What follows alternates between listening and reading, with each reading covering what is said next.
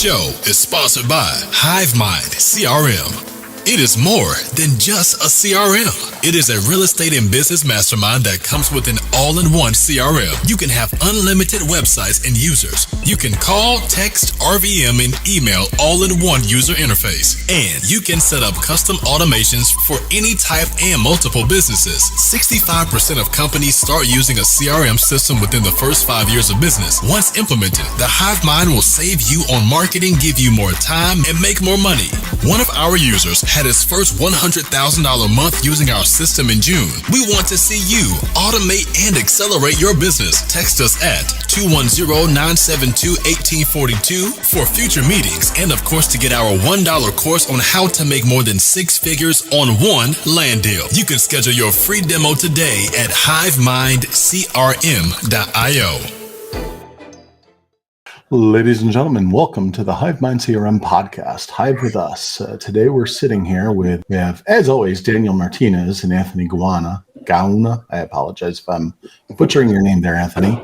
And today our special guest is Tim Bratz with the Commercial Family Empire. Tim is here to talk to us about a wealth of commercial real estate information, investing experience, and his newest software as a service, which I believe is here to help take over the internet. So, welcome, Nice. Tim. What's up, guys? I'm excited to be here. Thanks for having me. Awesome. Glad to have you. One of the first things I always like asking is like, how did you end up in real estate? Because a lot of people sometimes people fall into it or they kind of appear into it, but I think you had a purpose. So can you talk about how you got into commercial real estate? Yeah, man. Well, I mean, I was going through college when the market was going crazy before. So 03 to 07, everybody's making money in real estate. I get into real estate. I think a lot of the same way that a lot of other people do is, I thought you had to become a real estate agent. So I first started out, I had a painting company in college. So I understood a little bit of the trades, home builder, and then I ended up getting my real estate license and I moved out to New York City. I'm from Cleveland, Ohio originally. And when I was out there, I ended up putting my license with a commercial real estate brokerage. And I brokered leases for office space, retail space. And brokered a lease that was a 12-year term, 4% annual increases, and it ended up being that the owner was going to make $2 million on this little 400 square foot space over the course of the next 12 years. And I was like, damn, I need to be on that side of the coin. So I decided I want to become a real estate investor. But then I got into, I think we all kind of go through this graduation of we start out as an agent, and then we start wholesaling, and then we start flipping, and then we start buying single family rentals, and then you get into some smaller multi. And that's kind of what my journey did too. And in 2012, I think it was December 17th of 2012, I bought my first apartment building. It was an 8-unit building in Cleveland, Ohio, in a C-class neighborhood, but it was bank owned, and you could buy anything for pennies on the dollar back then. And so I bought that 8 units, and dude, just the scale of being able to negotiate with one seller instead of 8 sellers, right? Being able to look at one roof instead of 8 roofs, looking at one foundation instead of 8 foundations, meeting my contractor at one location instead of 8 locations, paying one tax bill instead of 8 tax bills, setting up utilities one time instead of 8 times. Dude, there's so many scales and efficiencies that come in place with commercial real estate that I was like, this is really what aligns with my goals and what aligns with my ambitions and aligns with my that sense of efficiency that I've always, kind of pursued.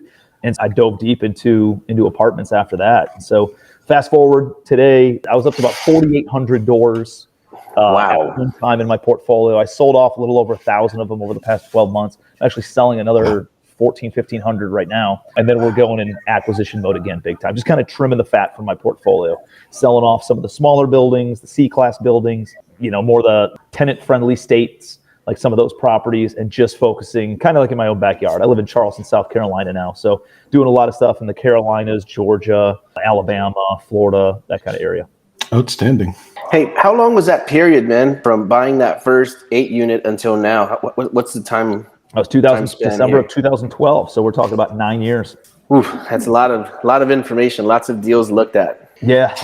It's what's funny is when you take a look at the trajectory is I bought that 8 unit and I got up for the next 3 years from 2012 to 2015. I collected about 140 doors, and I thought it was my goal was $100 million in portfolio value, just get to a $100 million portfolio. And then I had a couple exclusive partners. That partnership ended up folding. We ended up going different ways. And we had to liquidate the entire portfolio. So I'm like, damn, dude, I had to press the reset button, and it was a big setback in my mind. But really, some of those things that you think are setbacks are really setups for better things in the future. And that's exactly what that was. All of a sudden, people started coming out of the woodwork saying, dude, I want to partner with you. I want a joint venture with you. How do we do some deals together? I knew that we couldn't before because you had that exclusive partnership. But now, that you're on your own, let's do some deals. And so I started rebuilding my current portfolio in 2015. And, in 2015, I picked up 80 doors. In 2016, I picked up another about 194 doors, I think. So, and then in 2017,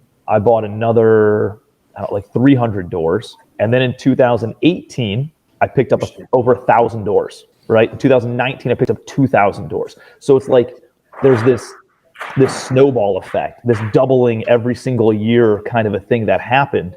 But it all started out with buying an 8 unit in 2012. And, for the next 3 years, kind of growing.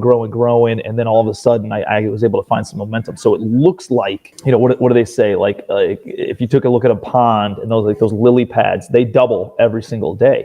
And, I don't know how long it takes, but let's call it 3 weeks in order to fill up the whole thing. You realize that on the 20th day, only half the pond is filled. The other half of the pond gets filled the next day, right? All in one day. So this momentum that gets created if you just keep your head down and you don't look left, you don't look right, you just keep on doing the activities that yield results, eventually you'll catch some momentum. And then, dude, when it starts, you're almost like afraid to lose it, right? Like I came into real estate in 2009 when I first started investing, realizing like there was no momentum. And when you come from not ever having momentum and then you get it, you're like almost afraid to lose it.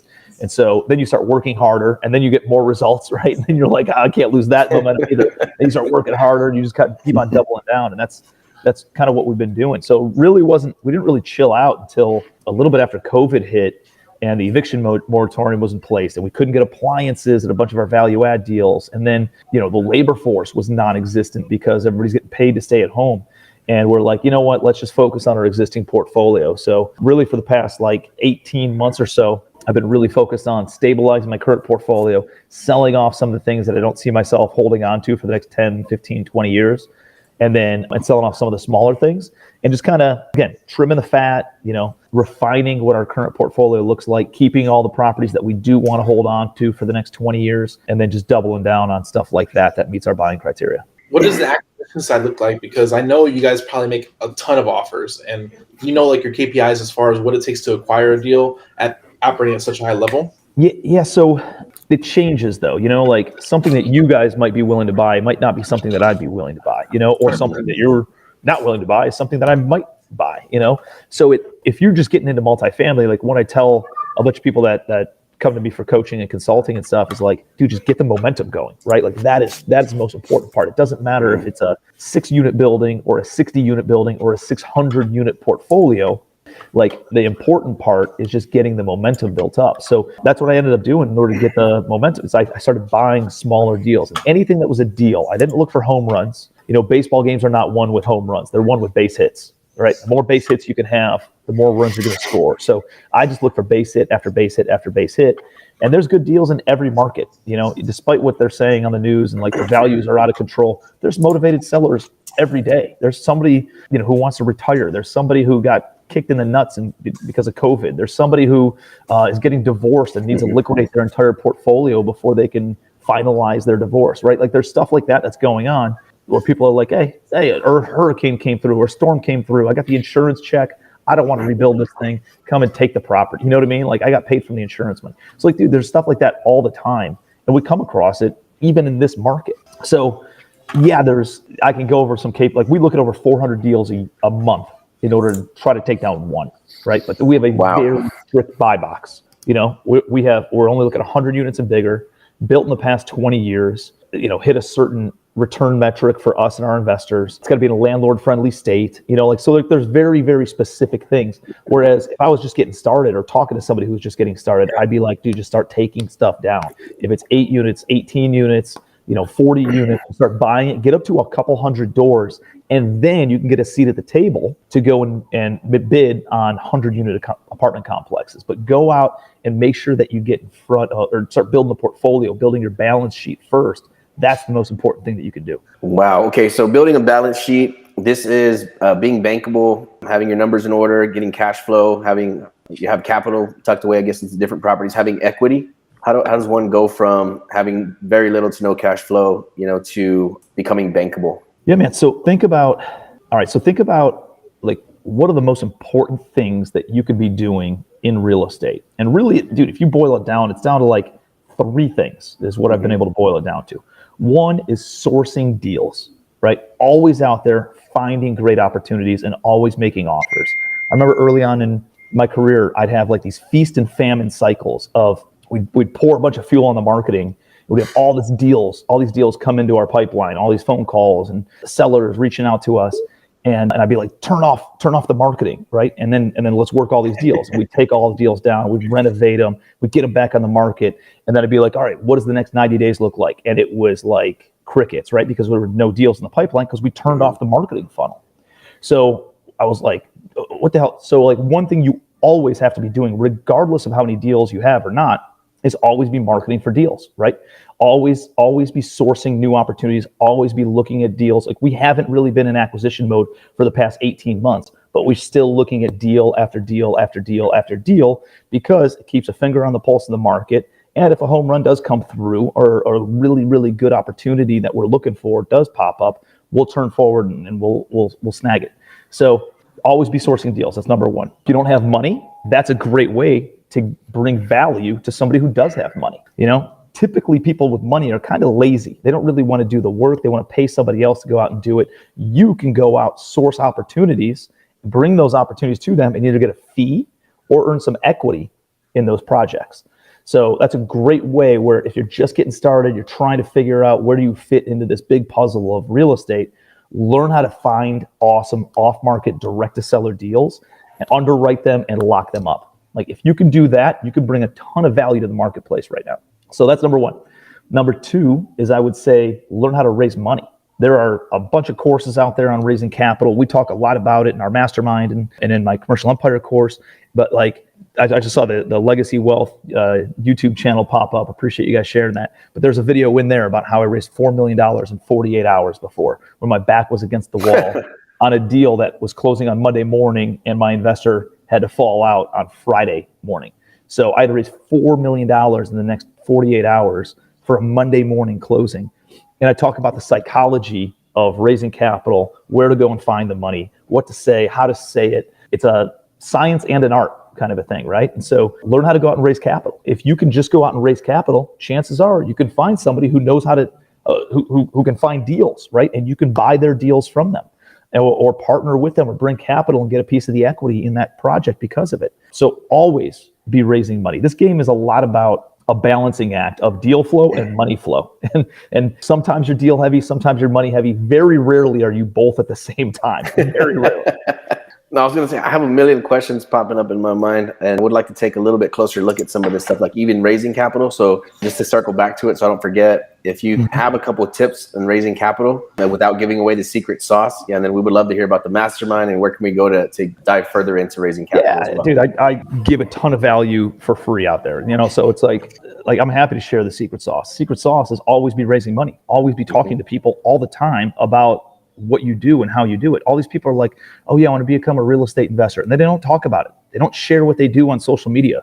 They don't go and do a Facebook Live when they're walking an apartment complex. They're not interviewing their attorney. They're not interviewing their mortgage broker. They're not interviewing their real estate broker. They're not talking to these people and creating value for other people, right? You guys interviewing me brings credibility to you, even though I'm the one doing most of the talking right now, right? Because you're the medium in which you're giving this value to your audience. So you guys get the credibility there. It gives me credibility too, but it also gives you credibility. So that's something that I learned early on is like, I could just go grab my attorney and be like, hey man, what should somebody do if they want to invest in, and loan money on real estate? And he'd be like, oh, well, you need a promissory note, you need a mortgage, and you need your name added to the insurance.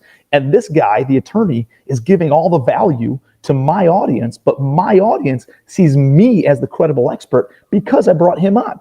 Does that make sense? Wow. Yeah, that's so really awesome. You don't have to be the expert. You just need to go out and find the experts, interview them.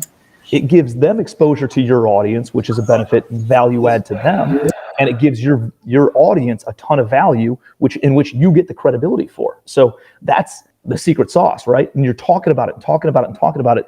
And dude, it's kind of like that, that penny compounding and doubling every single day with the deal flow. The money's the same way. Eventually you've planted enough seeds. You've talked to so many people about what you do and how you do it, that when a deal does come across your desk and you need to raise $11 million for it, boom, you shoot out an email and all these people are already in your database. They already know what you do. They're already comfortable with you as an individual.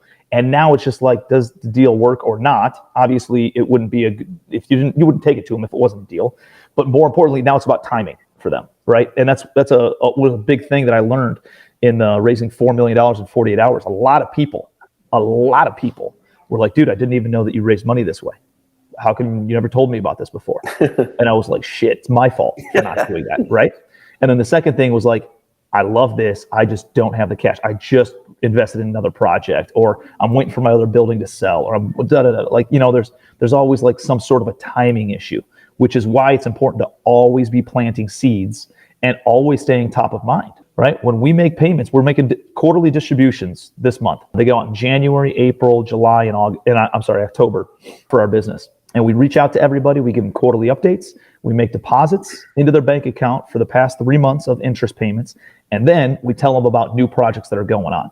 The best time to touch base with your investors is on payday. That's a good time. They're in a pretty good mood when they see money pending in their bank account. And they're like, oh man, this actually works, right? It's a proof of concept piece. So make sure you're talking to people all the time, especially people that you're already doing business with, because you've already gotten past the biggest hurdle. The biggest hurdle is just getting them to believe in you, right? Like real estate's not difficult to raise money on. People are familiar and comfortable with real estate. The return is the second thing that they're looking at. So, number one is the asset. Number two is the return, and making sure that the reward is worth the risk, I would say. And, opportunity cost, where else could they put the money? So you have to pay attention to those things. But dude, the most important thing in raising money is this guy going to pay me back, right? Do you have the fortitude to repay me my money? Mm-hmm. It's not about return on investment. It's about return of investment for most people. And as soon as you get past that return of investment, now it's like, how much money can you deploy for me, right? Because now they trust you enough where now they're looking to do multiple deals. That first deal is the hardest one to do. So you got to go out there, do deals, do a lot of deals, build confidence with your investors and show them that you do what you say you're going to do. You follow through on it. You pay them on time. You pay them early. If shit hits the fan, you communicate it and give them an action plan on how you're going to overcome any hurdles that you face, because it will hit the fan. It always hits the fan. So it's not like painting a picture of roses and rainbows and butterflies and shit. It's like, hey, I just got punched in the gut and slapped in the face and this and all these other things happen. But here's what we did. We got right through it. Here's the action plan moving forward. Boom, boom, boom, boom, boom.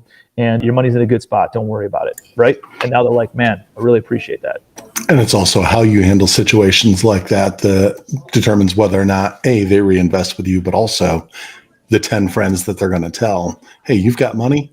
This is what happened when this guy had problems. We know they're going to happen. Yep. He performed. Yep. Our principal was safe, and we're still solid. Yep. Exactly. Insane, man. Yeah. So the more you talk, like I said, I wish I was just writing stuff down because I could probably drag this on for a while. But back to segue, always be sourcing deals. Let people know what you're doing, right? Learn how to raise the capital. So we just talked about it's kind of like public facing, showing people exactly what you're doing, so to attract new people. And so, okay, so now we have the credibility. We have some cash put away. So becoming bankable itself, like having the proper business structure to where a bank would look at your balance sheet and say, hey, this looks amazing. How do you get to that level now? Is it like bringing on professional bookkeepers, and what does that look like? Yeah, here's the good news, guys. Like a team building is a very important thing, right? Everybody wants a real business. Everybody looks at these big organizations and these people. Like before I had a big portfolio and a big company and all these employees and stuff, I would look at other businesses and be like, how the hell do you get there, right? How do you build a big business like that? You know what I was doing?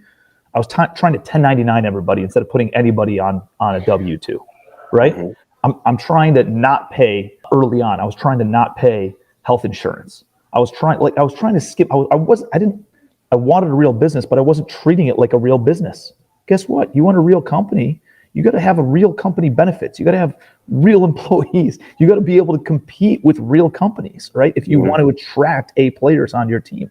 And so that's one thing to understand, just, kind of when you're building a team. But early on, man, you don't have a lot of capital, right? You don't have a lot of cash. How do you attract A players to your team, or not even A players, right? It could be anybody to your team when you don't have a big amount of cash to go and deploy. Like, how do you hire an assistant? And I remember thinking, like, I need to pay somebody $3,000 a month, or I have to pay them $36,000 a year in order to hire somebody. I was like, I made $100,000 last year. That's like 36% of what I made, And then I sat in a mastermind, right? I sat in a room. I paid $5,000 for a 2-day event to go and sit in a room full of a bunch of people who were further along in business than I was, and to get their feedback on how I could be where they are. And I sat there and I was like, I just can't, I can't stomach paying somebody $36,000 a year, and somebody's like, dude, pump the brakes. It's not $36,000 a year. It's $3,000 a month. Can you risk $3,000 a month for the next 2 months? And if it doesn't work out, dude, you let them go and you go back to banging your head against the wall and being the solo act that you already are, right? And I was like, wow, damn, that's a different thought process. That's a different philosophy, a different way of looking at it, Mm-hmm. And so all of a sudden, dude, I go and hire somebody. I went to my first mastermind in February of 2015, where that was the advice that I got. I did 2 things. I hired an assistant for $3,000 a month, and then I joined that mastermind, which was another $3,000 a month. It was actually $35,000 paid within, I don't know, I had to pay it within 5 months. So it was like 7 G's a month, actually, for like 5 months. And I was like, dude, I just went out to this event. This guy took about 50% of what I made last year. You know what I mean?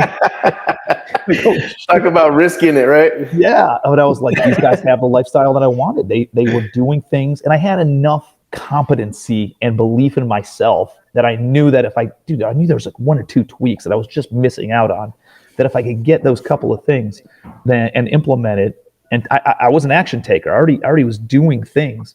It's just I couldn't figure it out, and I was banging my head against the wall. And I did those 2 things. I joined the mastermind, and I hired that assistant. You know what happened over the next 10 months, from March 1st to December 31st? I made $400,000. I more than tripled my income because of what I did the year before by doing those 2 things. I attribute 100% of the success to those 2 things. Because guess what, man? Even though I hired, hey, Tim, if you just hired that person, could you have still made $400,000? I don't think I could have, because guess what? Each level has another level of problems. Every level has another level of hurdles. There's another level of obstacles that come with each level of success.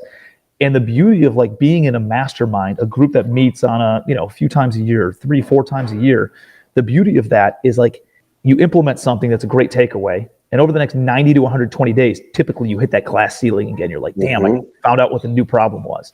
And that's when you have the next meeting. And then you're like, boom, I got the takeaway, smash through that glass ceiling onto the next level. And that is what took my growth, not like a stair, right? A stairwell where you go up. Everybody thinks success is like this. No, success was like this for me. It was like a hockey stick, and then it went like that. All because I joined a mastermind, dude. I attribute a lot of my success to that. What do you think the catalyst was, like bringing on another person? Was it just like freeing yourself up to do, like getting rid of the menial task so you had more time to focus on like, real money generating activities? Or what do you think the magic sauce was in implementing? 100% in that. 100% that. It's figuring out what generates revenue and what does not. And if you're doing activities that you can hire somebody else to do for $10 an hour, and you're doing those activities, dude, if you're doing a $10 an hour activity, guess how much money you're going to make during that hour? Fucking $10, dude. It's $10, right? Like, it's not a surprise. Like, you don't have to be a friggin', neurosurgeon in order to figure this out. If you do $10 an hour activities, you're going to end up at the end of the year making $10 an hour times however many hours you did that activity. That's it, right? If you do activities that pay you $100 an hour, or $500 or $1,000 or $5,000 an hour, then guess how much money you're going to make at the end of the year? You're going to make that much money times however many hours you dedicated to that activity. So understanding that simple concept, you all of a sudden you're like, hey, here's how much money I want to make. Boom, boom, boom. All right. And it's never really like, we're entrepreneurs, right? So it's never really like, oh, let me go and work for an hour and then I made $1,000. No, that's not it. It's like it compounds kind of a thing. And then you do a deal and then you make $60,000. You know what I mean? So I don't want you to think that you're just going to go out and trade your time for money. It's a make an investment of your time that eventually yields to a big yield on that time. So, but I do know that if you continue to do those $10 an hour activities, like, you will not make big money. So you have to figure out, if you want to make more than $100 an hour, you got to take everything that you can staff out for under $100 an hour, and you got to hand it off to somebody else, whether that's an assistant or it's a joint venture partner, which I don't think I'd bring on a joint venture partner who only wants to make $10 an hour, or it's like a fractional employee. So like you mentioned a bookkeeper earlier, you don't have to hire a full-time bookkeeper right out of the gate. Like I hired a service that I paid, I don't know, $150 an hour or something, or $75. I don't even know what it was, $75 an hour too. And I gave them the receipts at the end of the month. And they worked on my account for like 2 hours a month, just kind of throwing the bookkeeping in there. And then as I continued to grow, then I needed them one full day a month, right? Or like every 2 weeks for half a day, and then all of a sudden I needed them a day every 2 weeks. And then all of a sudden I needed them a day a week. And then all of a sudden I needed them 3 days a week. And I was like, you know what? Now it makes sense for me to just bring on somebody full time because that's how much I'm paying this third party service. But it allowed me to not outlay too much cash and take on too much overhead of having employees. And it allowed me to then grow my business with like variable rate employees, right? Their rate went up as how much I utilized them went up as my company grew. So yeah, I mean that's what I would focus on. Genius, man. Yeah, I think we're right there in hive mind. Like we're starting to delegate tasks. Business is starting to feed itself. So I think we're right there where we can start getting more strategic about our books to get to the next level. But the organism is doing very, very well. So exciting, man. This sounds amazing. If you have something you want to cover too, man, it's just a live show, everybody that's watching. So if you had questions, please pop them into the chat box. I don't know if you had something you wanted to cover, Tim, but something that I wanted to chat about now is no, I was going to ask now because what I'm thinking is, okay, now I'm excited about commercial. I'm ready to rock and roll. I guess now can we kind of segue into how you generate those leads now? So you have a software that would help us find these leads? Yeah, well, first of all, like you can source deals the same way that you source deals on the single family side. Like what do you use? Okay. You guys use direct mail. You guys do outbound phone calls. You guys drive for dollars. You dial for dollars. You guys, pull lists and send mailers of those lists, right? Like there's a lot of different ways.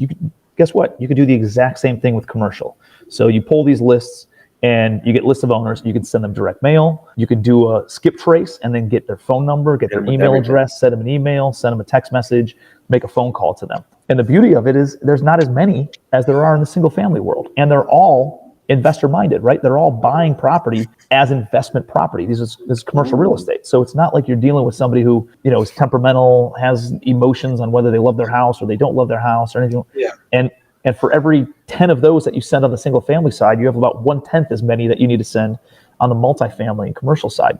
So yeah, it's like, where do you go and get those lists? So you can go and buy a list from ListSource and implement it yourself and do a bunch of skip tracing kind of stuff. CoStar is out there. That's kind of the 800-pound gorilla in the data sourcing world. But if you want national access to CoStar, it's $25,000 a year for investors and developers, $25,000. And then there's Reonomy, but they got bought by private equity. It kind of fell off the cliff. So their customer service isn't good. Their data's not that good. So about 9 months ago, a buddy of mine who is one of the largest data aggregators on the single family side, you would know his company name. His name's Greg Clement. RealFlow is the name of his company. And we got together and he's like, listen, man, I'm thinking about launching a product on the commercial side of things. Would love to partner up with you and joint venture and have you be kind of the face of it, right? Like you got a great reputation on the commercial side. So I was like, let's do it. So, delivered a product about 4 months ago, let's call it. And it was like a 3 out of 10 of where we wanted to be. So we've been giving feedback and working with their team, who's been amazing. They've been so good. And they've implemented all these benefits and all these things that we wanted to see.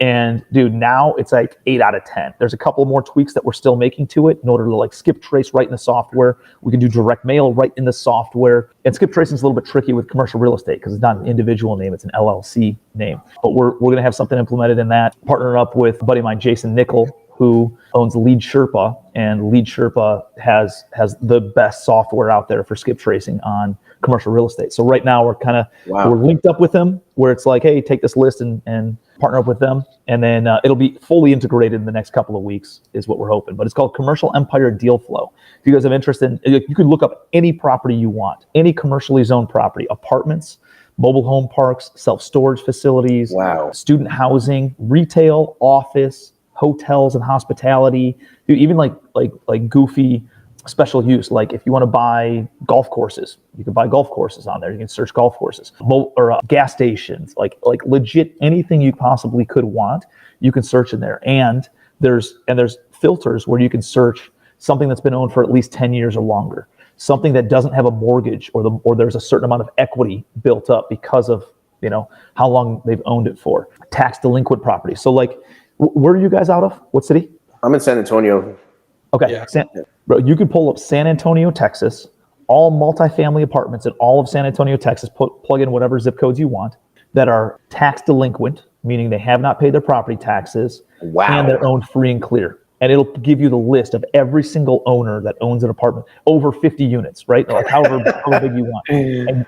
And you could do it in Jacksonville, Florida too, Frank. Like anywhere you guys want in the country, you can put as specific of data as you want in there and filter it all out, and it'll give you a highly motivated list of investors. So, dude, you target by asset class? Like you can go mini storage or whatever. Just you can pick anything. You pull up self storage that's somewhere that's under 500 units in self storage, right? So it's kind of like below what all the REITs and the hedge funds are willing to buy, but bigger than maybe some of the mom and pop investors. And you're able to go in and target 500 units and smaller, or 100 to 500 unit storage units, and that are owned in somebody's personal name and not in an LLC. Now you're dealing more with a mom and pop instead of like more of a sophisticated investor who buys an LLC, right? In a corporation name. So like, dude, it is a ninja software. And we have packages that are run at $1,000 a year, $2,000 a year, or $3,000 a year. That's it. So it's better than CoStar, it's better than Reonomy, and it's a fraction of the price of what those ones charge. So it's cedealflow.com, like Commercial Empire Deal Flow. cedealflow.com is a website, but it's up, it's operational. Check it all out. Can you search by type of loan for multifamily? I don't think type of loan, like recourse, non-recourse. It'd be whatever's in public data, whatever we can access by public data. That's a great question, Sammy. I'll look into that. Let me double check with the guys and see if that's one of the filters. But yeah, I mean, if it's on the mortgage, we can look up mortgage signers. You can do all sorts of stuff. So it's pretty cool. It's really cool. We're super excited about it. Dude, I was gonna say, I hope we don't breeze right past this. If anybody's watching this show right now, because I'm just starting to lean into commercial now. So a tool like you're offering and that you just talked about, it's simplified. My brain was starting to do all this crazy marketer stuff. I've had a marketing background for 15 years. So I was already going down all these rabbit holes of how I can find these properties. And you've already consolidated it all into one interface. Yeah, dude. I mean, dude, and it's getting better. You can pull the list, you can skip trace it, and then you can attack any way that you want. You can do direct mail, you can do outbound phone calls, you can do text messages, you can do email blasts, right? The skip tracing is depending on who you want to skip trace and how many you want to skip trace. I think it's 12 cents per skip trace or something. And then if you want to integrate, you can upload your own direct mail piece and say, hey, I want to send to all these, and then they'll fire it all out. And it's like, I don't even know, I think it's $1 or something, maybe not even per direct mail piece. And they'll fire it all out for you. You don't have to worry about coordinating any of it. It's all right there. So it's pretty cool. And again, we're still making a few more tweaks, and we're going to keep on adding stuff. So if you guys use it and you see something that you want, the good news is the owner, right? So like hit me up, and I will make sure that we do offer that. So like what Sammy was saying was, can we search by loan type? I don't know. It depends on if that's public record or not. In certain states, it could be. In certain states, it might not be. Whether it's a recourse or non-recourse, and an agency loan or Fannie Mae, Freddie Mac, or CMBS or life insurance company or whoever else. But yeah, I know that you can search by mortgage amount. I know that you can search by when the mortgage obviously was put on the property, and all sorts of other things. So it assumes a certain amount of equity that's in the property based on principal pay down and all that kind of stuff of when the loan and how much the loan was when it was put in place. So it's pretty ninja. Yes, it covers the entire country, Frank. Yeah, awesome. We have a question about fourplex and eightplex. It says you mentioned building the balance sheet starting from fourplex to eightplex. How does that make you bankable in the eyes of a lender? Yeah, because you've done deals, right? Like if you go and you own 10 single family homes. Well, first of all, if you've never done a deal and you want to go and get a 10 unit apartment building, it's going to be a little bit hard, right? You gotta then sell yourself to the bank, right? If you own 10 single family homes and then you want to buy a 10 unit apartment building, that's going to give you some credibility. If you already own a 10 unit apartment building and you want to buy another 10 unit apartment building, that's going to give you the most credibility, right? So if you're looking to eventually take down 100 unit apartment complex, which I'd assume many of you guys are, you want to get into some bigger deals, larger projects, have even more scale than in smaller multifamily. How do you get there? If you try to jump right into a 100 unit complex right out of the gate and you don't own 100 doors, you're competing with a guy like me. not pounding my chest or anything. I'm just saying, like, I have a big ass portfolio, right? Like, no offense, but even if your offer is higher than mine, they're going to go to me because they know that I can execute. They know that I can close on that deal, right? Guaranteed win. I get a seat at a table to make offers on projects that most other people don't because of my reputation, right? So I want you guys to build that same reputation to be able to get a seat at the table with brokers and with sellers and with banks. So how do you do that if you can't come to the table and compete with these big real estate landlords right out of the gate? How do you do it? Well, you do it the same way that I did, which was organically growing. I bought an 8 unit, and then I bought a 14 unit, and then I bought a 23 unit, and then I bought a 31 unit, and then I bought an 80 unit because I had 80 doors by then. So like I just organically accumulated properties, and eventually I got up to 200, 300, 400 units, and then I got up to like 500, and then I bought a portfolio of 700 doors. Can we talk about creative financing? Because I watched a couple of your presentations in the past about you utilizing creative financing, because most people think it's a myth that you can do creative finance deals in the commercial sector. So can we talk about some deals you've done as far as creative financing? Because a lot of people think they need a lot of money to do those type of transactions, but if you do it creatively, you can create those opportunities. Dude, I love creative finance. It's like my favorite part of doing real estate is structuring deals in a creative way, but still a simple way where everybody can understand it. Investors can understand it, sellers can understand it, the team can understand it, wrap their head around it. Well, most people say, hey, I got to go get a loan, I need to save up my own money, and then I need to go and buy a property. It's not the case. That's not the only path to go and build a portfolio. I built up a $400 million portfolio using 125 grand of my own cash. Wow. That's it, right? As an equity investor. Now I throw more money in, but early on, I didn't have the money, right? And I needed to stay liquid in order to then qualify for some of these loans. So how do you do it? How do you creatively finance? Well, first of all, understand the components. Usually there's the loan and then there's the down payment, right? Or the private money. And so the loan can come from a bank or it can come from the seller, right? The private money can come from you, or it can come from private lenders, or it can come from the seller, right? So like there's a few different components that are involved of ways that you can put the pieces of the puzzle together. So I syndicate apartments, right? I go and buy an apartment building. I can go get a mortgage for 80%. And then for the 20% down, I go and raise private money. So, let's say I buy a $10 million building and I need $2 million for the down payment. I can go and raise that $2 million from one person who writes one check for $2 million, or I can bring 20 people on. This is called syndication. I can bring on 20 people with $100,000 a piece, or anything in the middle, right? And so it allows more people, and it's easier to raise $100,000 than it is a $2 million check writer, right? So it allows you to then go and raise capital from multiple people for the down payment on that project. If the bank didn't give me the money, I could just ask the seller to finance and say, hey, listen, let me give you 20% down, you carry back 80% of it. And I've done that. I did that with my island. I bought an island right next to Hilton Head Island in South Carolina. Okay. Yeah. About 110 acre island down there. And I'm doing like tiny cabins and like a fishing, hunting, workout, fun, outdoorsy kind of a retreat on this island. I got the seller last summer, 9 months ago when I bought this, August of last year. I got the seller to carry back 70% of the deal at 4% interest only for 3 years. And then the rate bumps up a little bit for another 2 years thereafter. So I got him to carry back 70%. And then I went to my investors and I raised the 30% down for my investors. Now I did that. The trouble with some of these like short-term rentals, they don't cash flow that much, right? But the beauty of it is that they're usable. And especially on that island, what I'm able to do is I went to my investors and I said, hey, I can't pay you guys a 10% return, which is what I typically pay my investors 8 to 10%. I can't pay you guys a 10% return. Here's what I can do. I can pay you a 4. Well, Tim, that doesn't get me too excited. Let me wait for one of the others.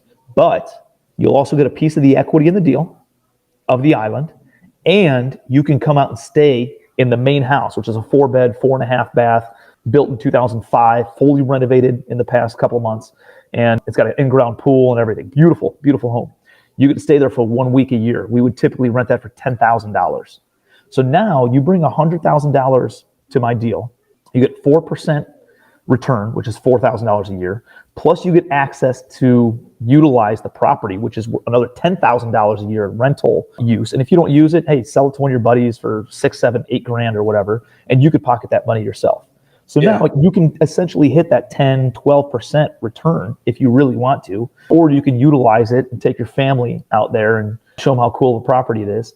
And then you get a little fraction, a little sliver of the cash flow from the property and the equity upside in the property. That's a pretty sweet deal, dude, even though you're only making a 4% fixed return on your money.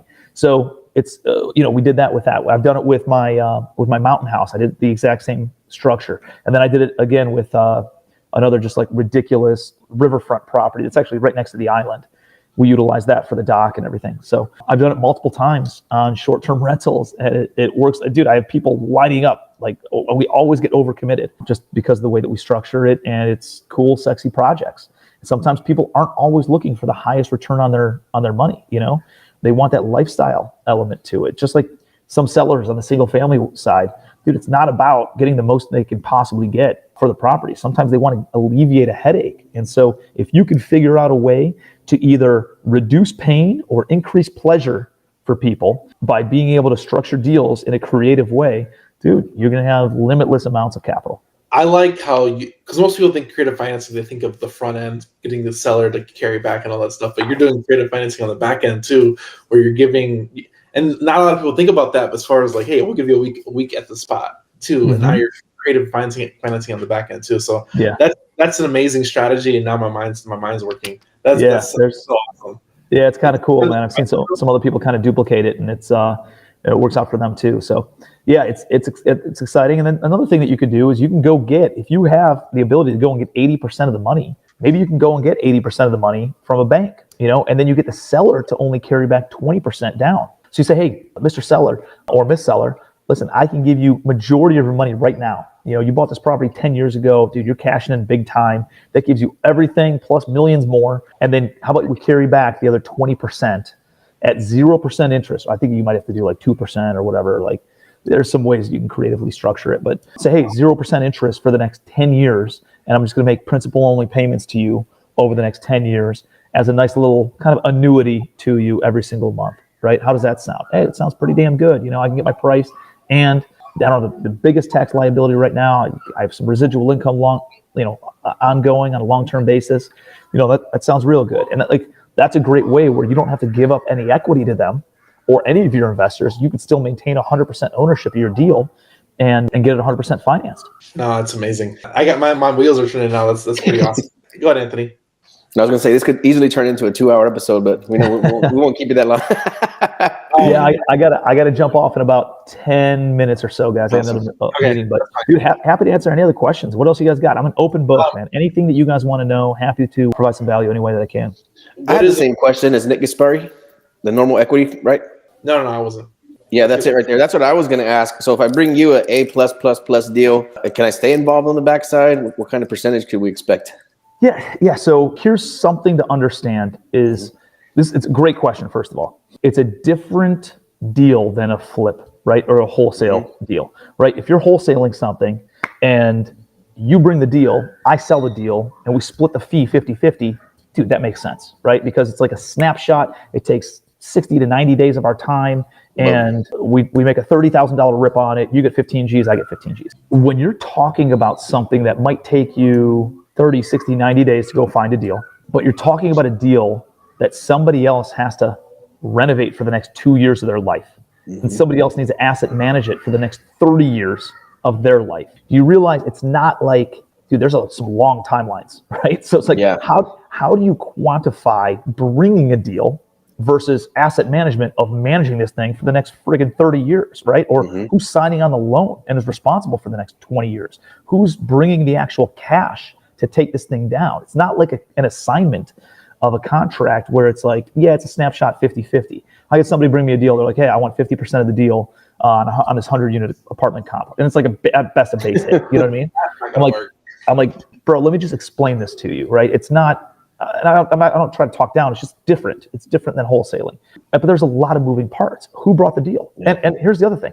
How much work did you do? Did you forward an email? I see that shit all the time. Hey, let me forward an email. I want 3% rip on this $70 million project. Like, how about you go and contract it? How much due diligence have you done? Did you walk the whole property? Did you contract the property? Did you put up any earnest money? Have you gotten any scope of work bids for all the work that needs to be done. Have you done any due diligence on the property from the aspect of, are there any violations? Are the taxes current? Like, dude, do something, right? Like, or are you forwarding an email?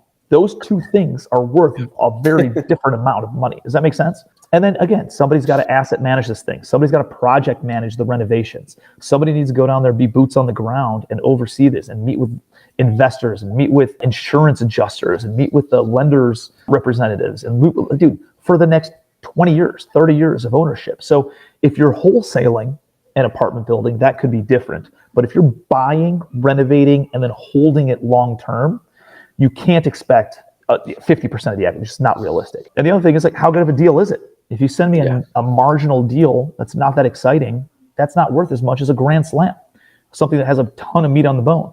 So, there's a lot of moving parts. But what I would say as a snapshot is, dude, I would expect to get paid. If I brought somebody else a deal, like I wholesale deals, I expect 2%. If I get 2% either in like equity or a fee, or I take my 2% instead of a fee, whatever that would be, I put it towards the deal as if I was investing as an equity investor in the project and get paid that way. That's what I would expect. So kind of like what a realtor gets paid.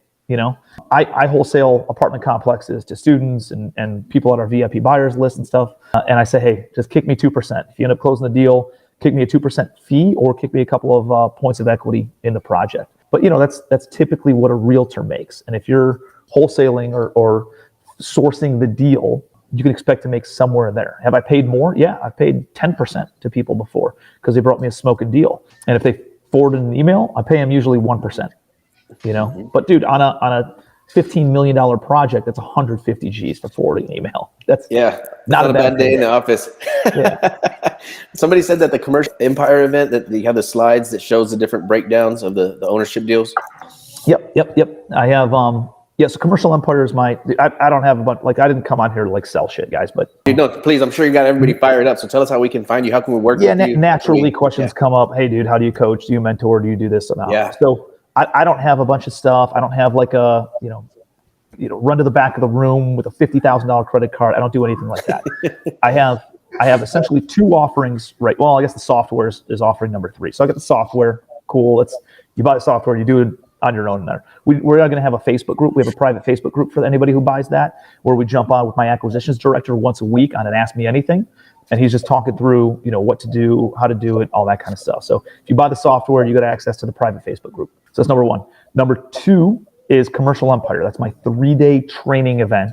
It's done virtually. This used to be $5,000 when it was in person before COVID hit. After COVID hit, we made it virtual. It's $1,000, $997 now. So you can come out. I host it only like 3 times a year, but you also get a recording of it too. So that's commercialempire.com, commercialempire.com, and 3-day event on how to find off-market direct seller deals, how to underwrite apartment complexes, how to raise private money and handle all the due diligence, how to structure the financing, how to do the renovations, how to handle property management, asset management, business development, and then what it would look like, which is what Ryan's talking about, like equity splits and stuff too. So that's $997. You get access to another private Facebook group, a lot of money, a lot of deals going on in that group, and some cool conversations too. So check that out. You get access to the recording immediately.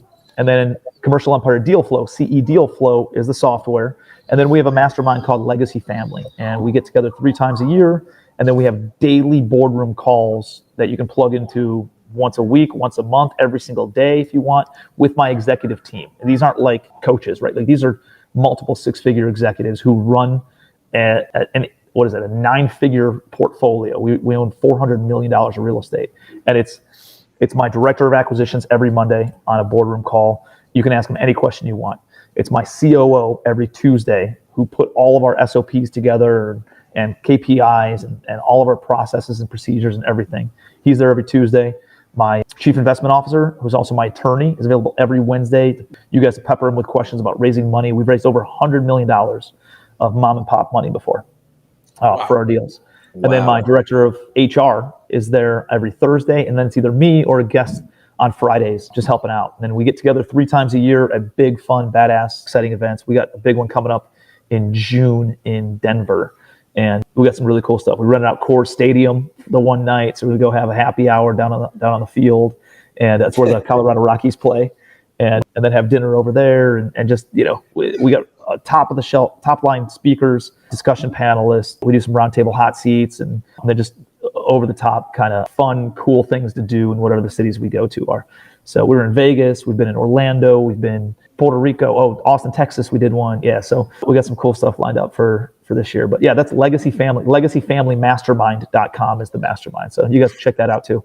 I'll be joining soon. I recommend everybody does the same. I think we're going to get out here. Daniel, you have one more question? Yes. I always like ending with this one is what is a quote that is yours or somebody else's that you resonate with? I mean, the one that I sign the signature on my email is be your best. And if I was in my office in Cleveland, Ohio, like I live in Charleston, South Carolina, but it would say be your best real big behind me. And yeah, I'm a believer in not just doing, right? Doing is like a one-time effort in my mind, right? Like being is a state of being, always trying to be, right? Yours, right? Not, you don't have to be the best, right? Like there's always going to be somebody who's further along, not better than you, just further along than you. There's no such thing as somebody who's better.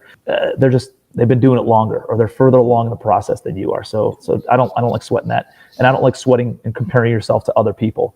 So be your best, right? Like compare yourself to you. That's the only fair comparison you can make. Make sure that you are better today than you were yesterday or a year ago or 2 years ago, and that you're better tomorrow than you are today. And then the best, dude, like why not strive, right? Like a freaking, how tall will a tree grow? As tall as it possibly can. Like we humans are given the dignity of choice, and we can either be more, be everything, or be less, right? Like why not be everything? Why not go all out? So that's just kind of my thought philosophy, and I sign all my signatures on all my emails with be your best. So that's what I would say. Man, it sounds like we could have a fun conversation about philosophy, man. I love that. Be your best. That's amazing. Thank you so much, man. I hope we get to do this again. Can't tell you how grateful we are for you sharing your time with us. We know you're a busy man. Guys, please check out Tim. If you don't know who he is, please look this man up, and all the value he provided today at the price that he's providing it at, to me, my mind is absolutely freaking blown, man, because I'm sure that would have took me at least 10 years to pick up all the nuggets that you can provide at that price point. That's insane. So thanks a lot for being on here, man. We really appreciate you. I appreciate you guys. Thank you for having me. If there's ever anything I can do, don't hesitate to reach out. So I'm already looking for deals for you right now, man. I love it. Thank you, brother. Have a great week, guys. Talk to you soon, man. Thank you so much.